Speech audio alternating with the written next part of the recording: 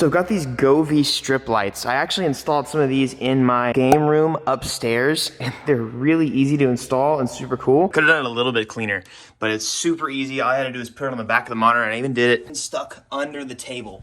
I'm gonna put these in Jaren's Miata today to give her something cool in the interior. They also make underglow lights, but I'm gonna do the interior ones today. It's pretty simple. All you gotta do is plug it into the cigarette lighter, and then you just figure it out from there. Tuck it under the carpet, make it clean, and use however much you want. Full RGB control. Oh, and then you can make them dance.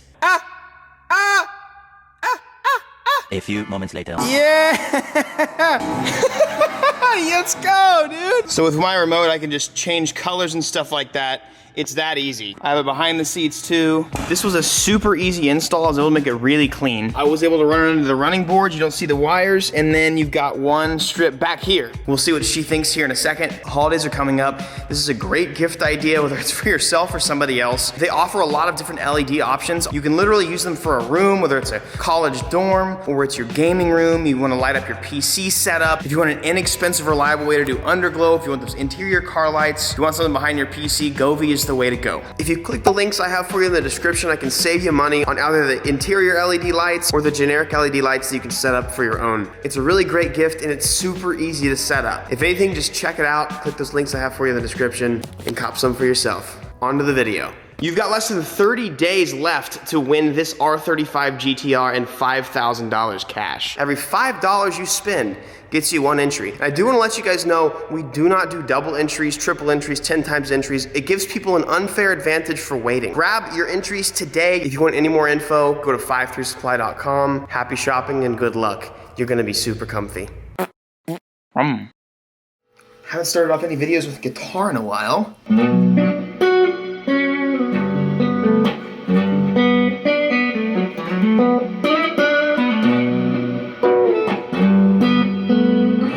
Nice! My favorite.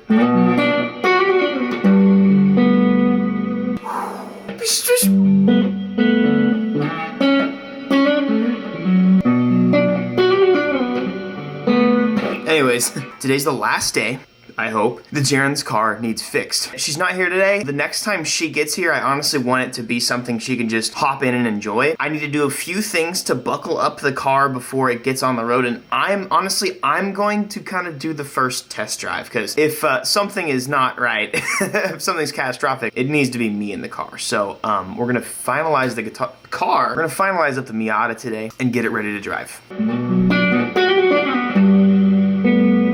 All right, go. So a couple things before we get started. For one, I've already revealed this on Instagram, so I'm not gonna try and hide it during the video. I'm gonna make a video about the rest of the install, but I'm not gonna try and hide the body kit that I got for the IS300. Super stoked about that, and we'll talk about that a little bit more when the time comes, when the video comes. Two, Jaren's body kit is here. It's a box bigger than the Miata. You could fit the Miata in this box. I'm really excited. Not only are we fixing this, but obviously we're building it together. Her 3-piece wheels are still in production. I've still gotta go get her the wheels from my set. Anyways, the reason I am making another video today is because there still is a decent amount of stuff to do. Remind me to tell you about a story of some guy in a Camaro trying to race me in this. I was gonna start it off in this video today, but I don't wanna waste too much time. This thing is so awesome. I literally love this car. Couple things. I need to buckle up the rest of this car. There's nothing left to do on this that is going to teach her a lesson, or there's not really anything much more to do that she will learn from. Before we do a real test drive, I'm gonna have her change the oil, or after we do the test drive, whatever. So I'm gonna have her change the oil pretty soon. And obviously, I'm gonna teach her how to do some more modifications from here on out. But at this point, we have fixed the suspension. What I need to do today is I need to go through and I need to make sure that everything is aligned, for one. Two, I need to make sure it's safe. I don't know if this wheel is cracked or anything. Like it doesn't look bent or anything, but if I have some insane vibrations when I drive it or something, then I need to make sure I address that before she drives it. Three, this kind of goes along with everything, but I need to check every single bolt. Every bolt we touched, every bolt she touched. Obviously I let her install a lot and I trusted her with it. But what I need to do, because it can mean life or death, I'm gonna go and check every bolt that we have touched. But the battery is charged and the car is honestly ready to go. There's no more stink. The car should drive, it should turn on with no problem. I'm gonna take it on a little spin today to make sure that this car is adequate enough for her to be able to drive on her own. And she can finally learn how to drive stick and do her thing.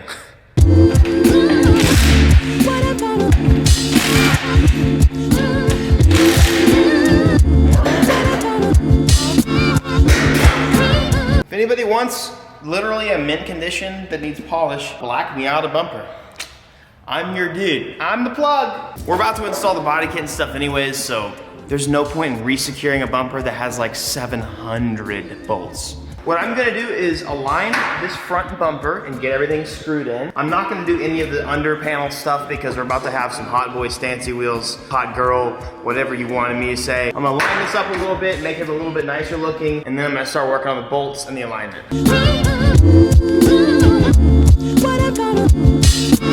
What I'm doing right now is pretty important. Listen, a lot of people hate seeing upper control arms like this that have the adjustable camber. I get it. It's not the safest thing in the world, but it's a brilliant idea as long as you execute it correctly. There's two things you need to know about these types of upper control arms if you ever get them. They have adjustable ball joints that allow you to adjust camber on the fly. Use thread locker on all of the bolts. Thread locker is very important for this kind of stuff. It is easy for these bolts to back out over time.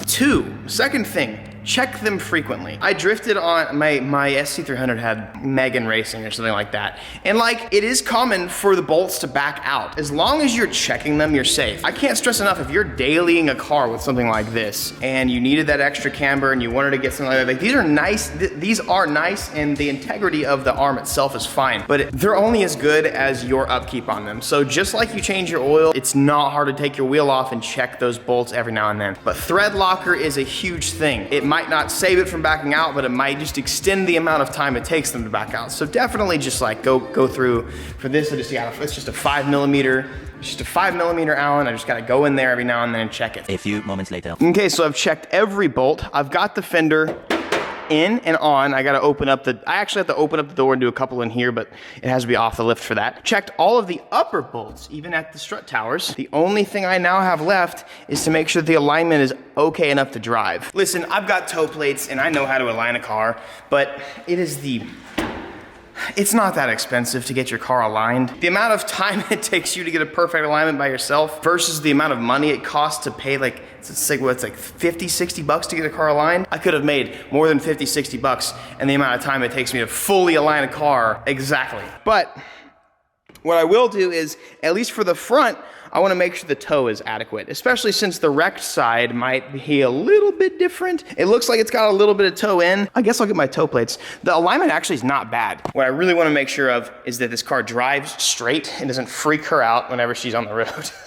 Also, it wasn't a wreck, so I did check the coolant level, the water level, and it's adequate. That's definitely something you always want to check if you get a wrecked car like this, is like, I mean, it could have completely bled out. There could be a tiny pinhole in like a hose somewhere because it got hit, so I wanted to check that. Last thing I want to do is rebuild a freaking 1.8 liter MIATA motor because I didn't check the water level. I got these mamma jammas on Amazon. So this is how you measure toe. You have two plates on each side of the wheel. I'll show you. Take this, make sure it is flush. Make sure it's centered and flush. It's gonna rest on the tire. Do the same dealio. I like to center it right there. Now you just take two tape measures on each side and you measure the difference distance between front and rear. If you have more distance in the front than in the rear, then you have toe out. If you have less distance in the front or more distance in the rear, then you have toe in. So we're right under 64 inches front, and we're right at 64 inches rear, which means we have toe in. I don't need a lot, so all I gotta do is loosen this nut right here on the tie rod, and I've gotta push it. There we go. Perfect. After all of this time, I've never noticed this, but holy moly, look at the size of this lad. That is the biggest bumper beam I've ever seen in my life. I am shook by the size of this lad, bro. What? That is the biggest freaking bumper bar I've ever seen in my life. That's a freaking tank, bro. No wonder this thing withstood that crash. That boy ain't going nowhere, Jaren. Taking your damn thing off the lift, bro. Shoot. Taking this stupid thing off the lift. Seems like the battery's fine. Let's see. Yeah, buddy. Oh, we're rolling, baby. Hey, look at that. Vape gang, let's get this boy on the road. Let's get all this crap out of here so I don't die.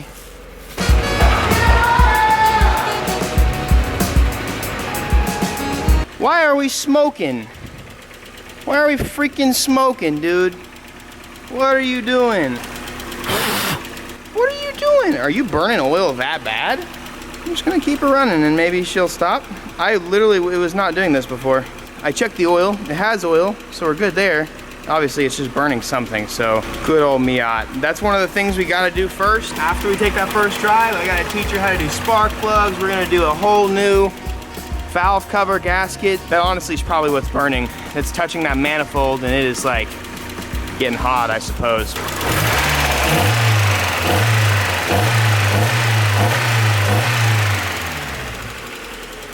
Woo, boy. Oh boy, look how little. Oh, I know why Jaren keeps calling it so cute. It's so funny. We'll address the oil and stuff like that after. I'm gonna take it for a really short drive, but it should be okay. Dude, we freaking did it, mates. Boom. Can never be too safe. There we go. Hey, get away, Wasp. I swear I will freaking MIATA power on you so much. Another hypothesis is every time I started it up, I never really let the car get warm. So maybe it just was like pooling a little bit of oil on the exhaust. And now it's all burning. We are doing it, boys. We're live.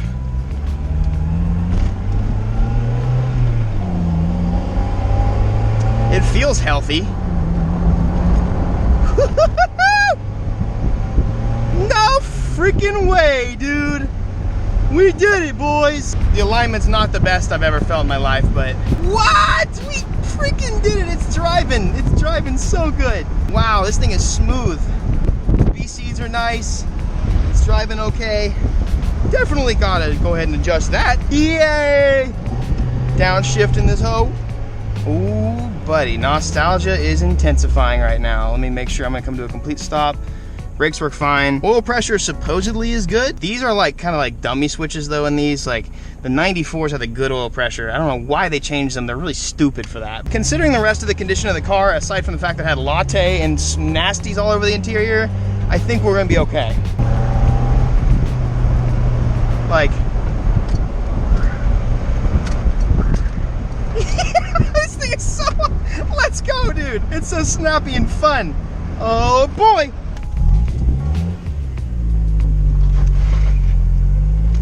Did I just hear this wheel? This thing has a Torsen.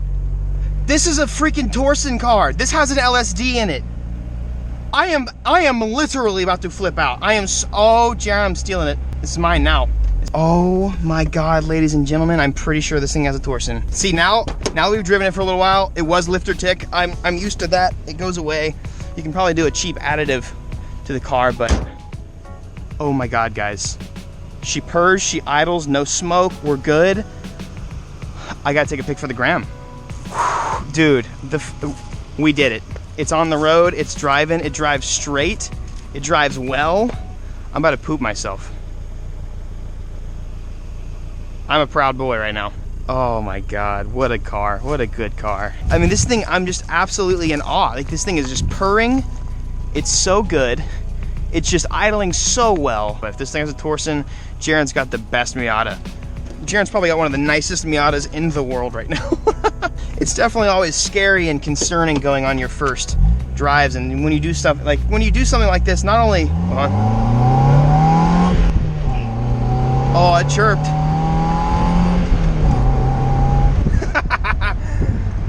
When you do this much work to a car, it's always concerning. You know, you want to make sure that you did it right, you did it well, and that it's not all a waste. Could definitely use a little better alignment. We can do that.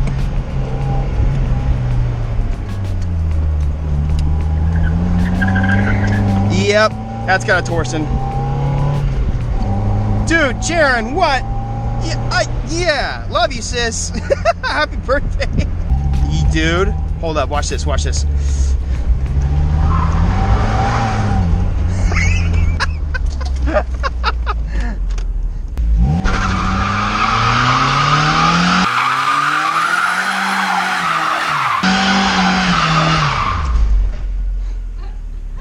Was that 1 or 2? 1.5. 1.5. This one was really good. This one's like barely. I think Jaren has like the best of the best. This thing drives really well too. I was gonna say, how is it? Can you go for a ride? Yeah, I don't hear it. Yeah, it goes away. Oh my gosh.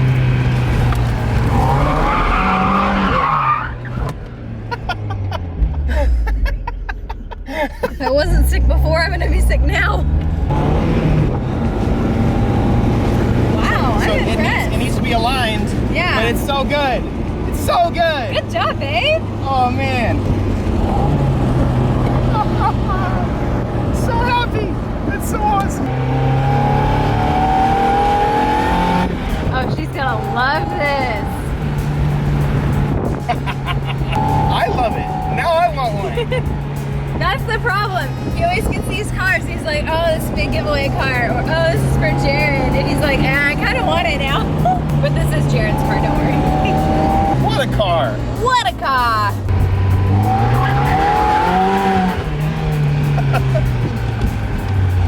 Oh man. Tomorrow for us, it's Jaren's birthday, so I definitely wanted to have it like ready for her to maybe try on or close to her birthday. I'm just excited that I was able to get this done today and get it on the road. This thing is so fun, and honestly, I'm really impressed. I'm for one, I'm thankful we was able to do something like this. Like, this is very cool. Two, super impressed. I honestly just opened up the wallet, bought everything it needed, and I didn't wait, and I'm just proud of myself for that. I think this is a good platform to start on. We'll put it back on the lift, make sure everything is perfect, and I do want to get the car actually professionally aligned on an actual alignment machine, because it'll tell me caster, toe, camber, everything. Camber really doesn't bother me, but it's the toe and stuff like that. We're going to put different wheels on the car in the meantime. This is going to be a fun, grippy, really good car for her. So stoked. Should I get redemption?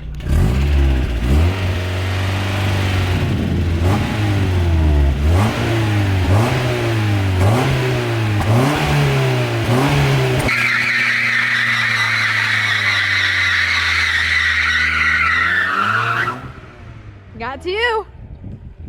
Two.